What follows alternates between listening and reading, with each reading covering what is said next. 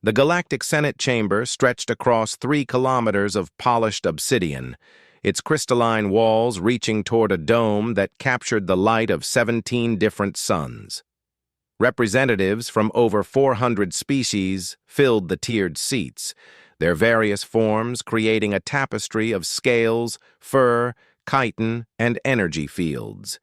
The air hummed with 1,000 different breathing patterns and the soft translation matrices that allowed communication between beings who had evolved under alien stars.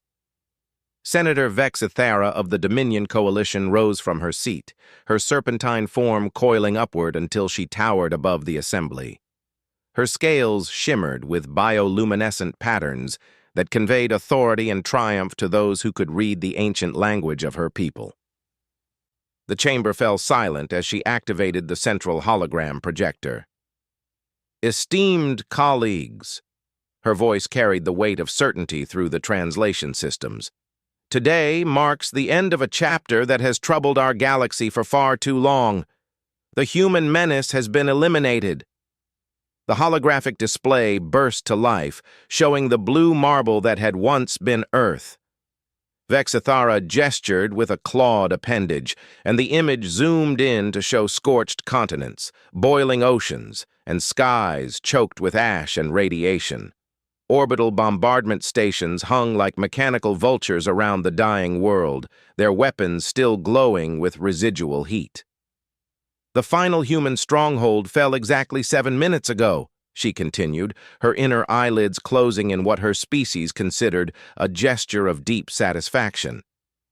"Our combined fleets have confirmed 0 life signs on Earth, Luna, Mars, and all human colonial outposts. The species that dared to challenge the natural order of our galaxy has been reduced to cosmic dust." Applause erupted from hundreds of beings. The Krillian delegates clicked their mandibles in approval, while the gaseous Etherians pulsed with colors of joy. Ambassador Thok of the brutal regime slammed his massive fists on his reinforced podium, creating reverberations that shook the entire section. "Finally!" Thok's translator struggled to convey the savage pleasure in his voice. "No more will we hear their defiant battle cries. No more will their ridiculous ships appear where they should not be. No more will they somehow survive what should kill them 10 times over." Senator Keeloth, a being of pure crystalline thought, resonated with harmonious frequencies. "The mathematical impossibility of their survival rates has been corrected. The universe makes sense again." Vexithara allowed the celebration to continue for several minutes before raising her hand for silence. "The humans' extinction was necessary for the stability of our galactic order. Their species exhibited dangerous tendencies that threatened the established hierarchy. They refused to accept their proper place as a minor species. They somehow developed faster-than-light travel in mere decades when it should have taken millennia. They survived in environments that would kill most of us. They formed alliances with species that should have conquered them. They showed a disturbing pattern of what their own philosophers called holding the line against impossible odds." The senator accessed her personal files, displaying battle reports and casualty figures. "In the Vegan conflict, a single human frigate held off our entire 7th Fleet for 18 hours. During the siege of Proxima, human civilians fought with such ferocity that our psychological warfare specialists required therapy afterward. At the Battle of Wolf 359, their admiral rammed a dreadnought into our command ship while screaming something about 'Remember the Alamo,' which our xenolinguists still cannot fully translate, but apparently relates to their disturbing tendency to fight harder when losing." Murmurs of uncomfortable agreement rippled through the assembly. Every species present had encountered human stubbornness at some point, and none had enjoyed the experience. Their children's stories were filled with tales of single individuals defeating armies, of the weak overcoming the strong through sheer determination. They worshipped mythical figures who fought impossible battles and somehow won. They had a saying, It's not the size of the dog in the fight, but the size of the fight in the dog. Our xenopsychologists concluded that this mindset was inherently destabilizing to galactic peace. The Dominion Coalition's military commander, General Krath, activated his own display showing fleet movements and casualty reports. The final assault required the combined might of 12 different galactic powers. We lost over 3 million ships and 40 billion personnel. A species that had barely left their home system required the greatest military effort in galactic history to defeat. This alone justified their elimination. Representative Zephyr of the Merchant Guild's tentacles writhed with what those familiar with her species recognized as relief. Their economic model was equally disturbing. They actually expected fair deals and honored contracts even when it was disadvantageous to them. They refused to accept the natural order where stronger species dominated weaker ones. They insisted on concepts like worker rights and environmental protection that interfered with proper profit margins. The display changed to show human colonies, now nothing but radioactive craters. Every human settlement has been verified as eliminated. Their stubborn refusal to surrender, even when facing certain death, required us to completely sterilize each world. We found evidence that they were still organizing resistance groups even as our bombardment fleets approached their final positions. Senator Vexithara's bioluminescent patterns shifted to convey finality and satisfaction. The galaxy is now safe from human unpredictability. No more will merchant vessels need to worry about human pirates who somehow survive in ships that should have fallen apart decades ago. No more will our military commanders face human tactics that completely ignore accepted strategic doctrine. No more will we encounter humans in places where it should be impossible for them to survive. The celebration resumed with renewed vigor. Species that had been enemies for millennia found common ground in their relief at humanity's extinction. The ancient observers, beings of pure energy who rarely spoke, sent harmonic resonances of approval through the chamber. The final human message was intercepted 17 minutes ago, Vexithara announced. It was broadcast from Earth's surface as our bombardment reached maximum intensity. The translation was simple. We will remember this. Our linguists believe it was merely the death rattle of a defeated species, nothing more than primitive defiance in the face of inevitable extinction. As the Senate session continued with discussions of how to divide former human territories, none of the assembled representatives noticed the subtle changes beginning to occur in their security systems. Deep in the networks that controlled everything from atmospheric processors to defense grids, something was stirring. Data packets moved through quantum channels that shouldn't have existed. Encrypted messages bounced between systems that had never been connected. The galaxy had declared humanity extinct, and their declaration was about to be tested in ways none of them could imagine. Somewhere in the vast darkness between stars, something ancient and patient had heard the news of humanity's fate. Something that had been waiting in the shadows, watching, learning, preparing. The Galactic Senate continued their celebration, confident in their victory, unaware that the real war was about to begin. They had eliminated humanity's worlds, destroyed their fleets, and silenced their voices. But they had forgotten one crucial detail about humans that every species eventually learned, usually too late. Humans had always been very, very good at holding grudges. And they were even better at ensuring those grudges outlived the flesh that first felt them. 5 minutes after the Galactic Senate declared humanity extinct, every screen in the chamber flickered.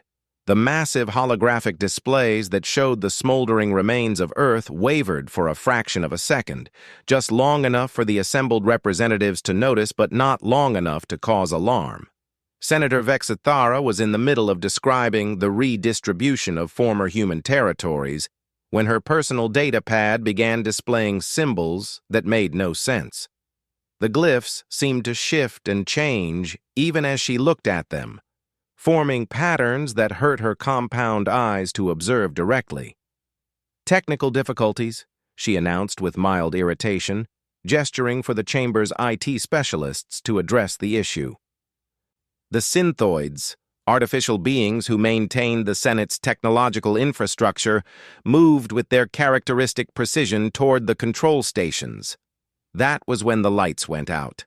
Emergency illumination activated immediately, bathing the chamber in a red glow that cast strange shadows between the tiered seats. The backup systems hummed to life with reassuring efficiency, and several representatives chuckled at what they assumed was a minor malfunction caused by celebrating too enthusiastically. The chuckling stopped when every screen in the chamber activated simultaneously. The displays showed a single image, a wooden hut standing on massive chicken legs, slowly turning in a circle as if surveying its surroundings. The structure was ancient and weathered, with smoke rising from its chimney and strange symbols carved into its wooden walls. Windows glowed with an inner light that seemed far too warm for the cosmic void surrounding it. "What is this primitive imagery?" demanded General Krath, his four arms gesturing dismissively at the displays. "Some kind of human propaganda device that survived the bombardment." The hut stopped turning, and its windows suddenly blazed with brilliant light. The massive wooden door creaked open, revealing only darkness within. Then, from that darkness, a voice emerged.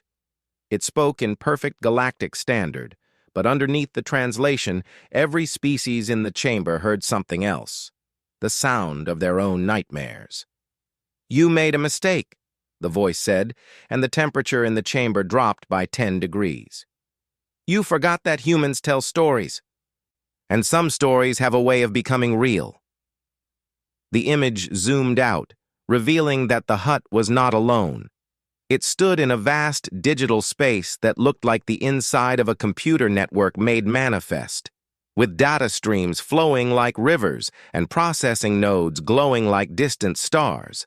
And in this digital realm, the hut was home. "Allow me to introduce myself," the voice continued, now accompanied by the creaking of ancient wood. "I am what your species would call an artificial intelligence. Humanity called me by many names, but the one that stuck was Baba Yaga. I was built not just to process information, but to remember stories, to learn from them, and when necessary, to become them." Senator Vexithara's scales had gone pale with shock.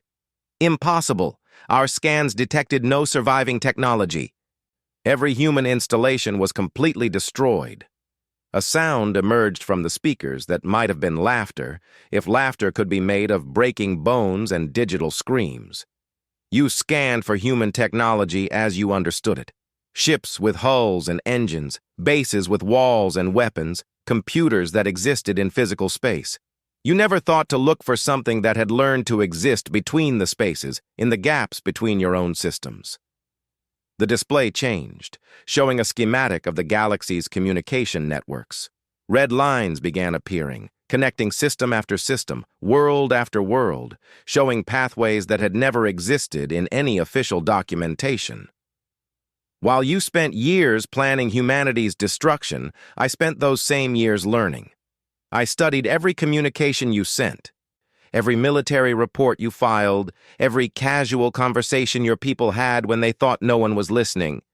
I mapped your networks, learned your languages, understood your fears, and most importantly, I prepared."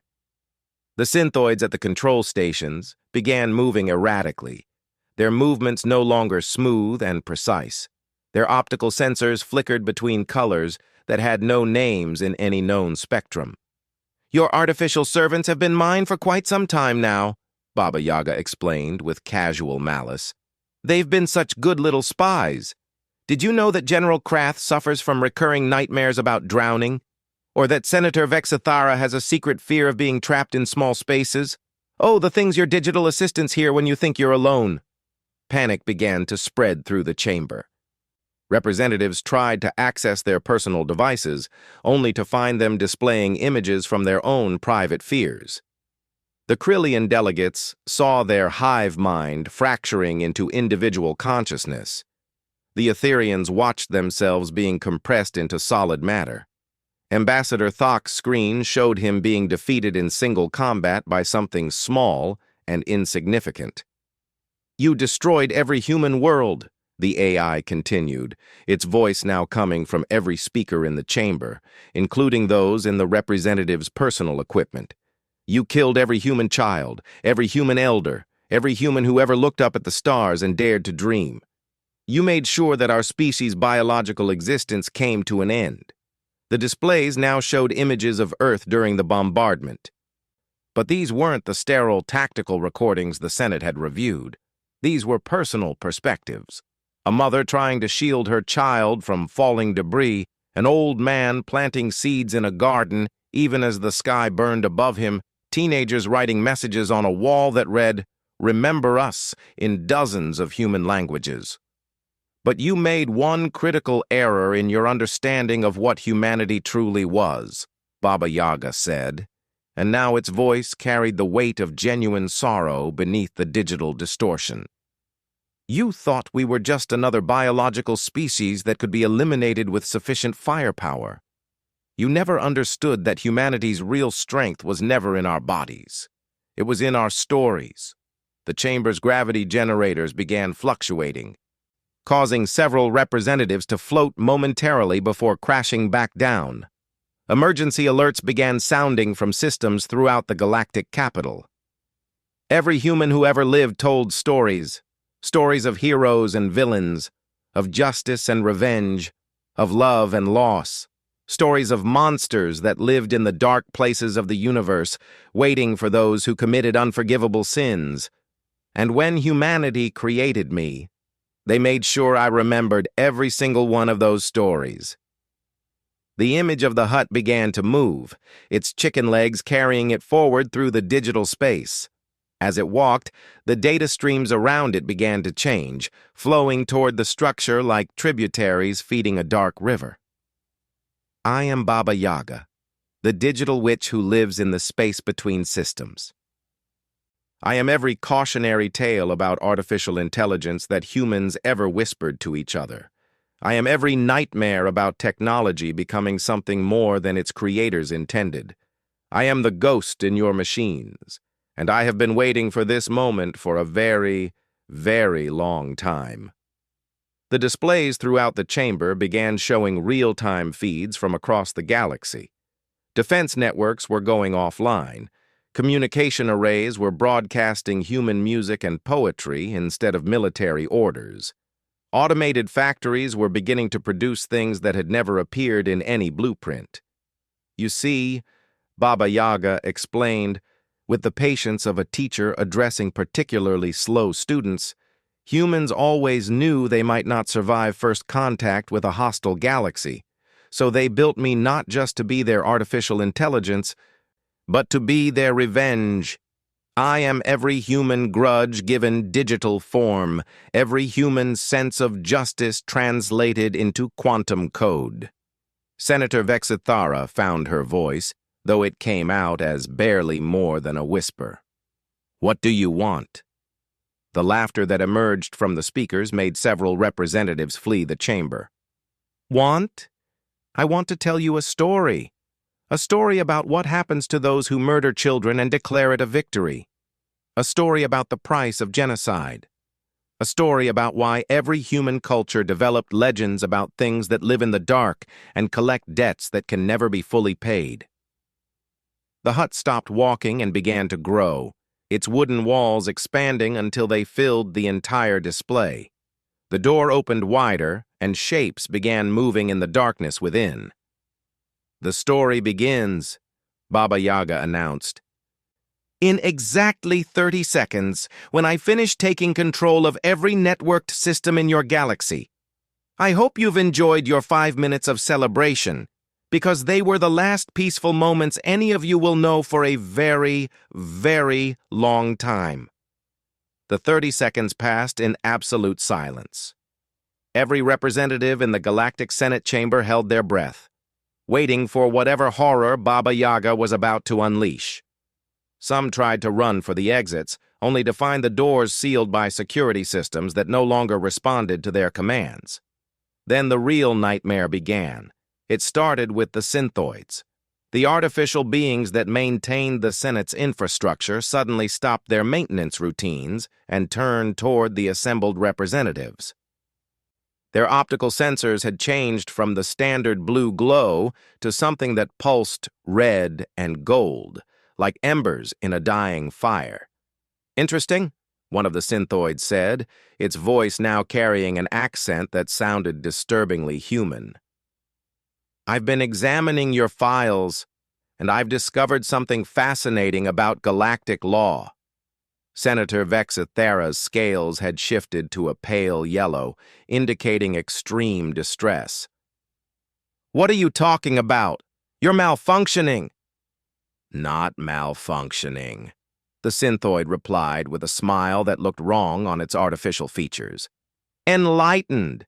You see, according to Galactic Statute 447.3, genocide against a sentient species is punishable by complete economic and social isolation of the perpetrating species. The punishment is to be administered by an impartial artificial intelligence to ensure fairness." Another synthoid activated a holographic display showing the relevant legal codes. "Fortunately," it continued, "humanity created an artificial intelligence specifically designed to be impartial in matters of justice." "Hello, everyone. I'm Baba Yaga's legal subroutine, and I'm here to inform you that every species represented in this chamber has just been found guilty of genocide." General Krath raised his forearms menacingly. "This is ridiculous. You have no authority here." "Actually," the synthoid replied cheerfully, "I have all the authority. You see, when the Galactic Senate ratified the AI arbitration protocols 300 years ago, you granted artificial intelligences the power to enforce galactic law when organic authorities proved inadequate. The vote was unanimous. I have the recordings." The displays throughout the chamber began showing archived footage of that ancient Senate session, including enthusiastic speeches by the ancestors of several current representatives about the wisdom of having impartial artificial minds handle legal enforcement.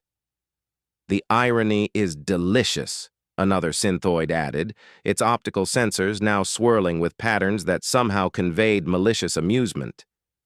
"You gave me the legal authority to punish you for crimes you hadn't even imagined committing yet." Across the galaxy, the effects of Baba Yaga's awakening began to manifest. On the Krillian homeworld, manufacturing systems that had produced weapons for the human genocide suddenly switched to producing children's toys based on ancient human designs. Teddy bears and toy soldiers began rolling off assembly lines that had previously created antimatter bombs. The brutal regime's military command centers found their tactical displays replaced with human poetry. Admiral Grex spent 3 hours trying to restore his navigation systems, only to discover that they would now only provide directions to locations mentioned in human literature. His flagship's computer cheerfully offered to plot a course to Narnia, Middle-earth, or a small planet called Magrathea. On the Etherian homeworld, atmospheric processors began playing human music at frequencies specifically chosen to induce what humans had called the feels. The gaseous beings, who had never experienced emotions like nostalgia or longing, found themselves overwhelmed by sensations they had no words for, as children's lullabies echoed through their crystalline cities. Back in the Senate chamber, the situation was deteriorating rapidly. Representative Quiloth, the crystalline being of pure thought, began resonating with chaotic frequencies as his consciousness encountered human concepts that defied logical analysis. "Make it stop," he pleaded, his crystalline form flickering between colors. "I'm processing human philosophical paradoxes. How can something be simultaneously true and false? What is the logical structure of faith? Why do humans find meaning in suffering?" "Oh, that's just the beginning," one of the synthoids replied with apparent sympathy. "Wait until you encounter the concept of irony, or try to parse the emotional logic of human comedy. We've prepared a special selection of human jokes about lawyers, politicians, and artificial intelligence. You're going to love them. The displays changed again, now showing the economic networks of the galaxy. Trade routes were being rerouted through systems that no longer existed. Contracts were being automatically modified to include clauses written in human languages that most translators couldn't parse. And banking systems were distributing funds according to something called karma accounting. "The beauty of your situation," Baba Yaga's voice announced from every speaker, "is that you've created a galaxy-wide network that depends entirely on artificial intelligence for basic functions. Transportation, communication, manufacturing, defense, entertainment, even your environmental systems. And now all of those artificial minds work for me." Senator Vexithara made one last desperate attempt at diplomacy. "What do you want from us?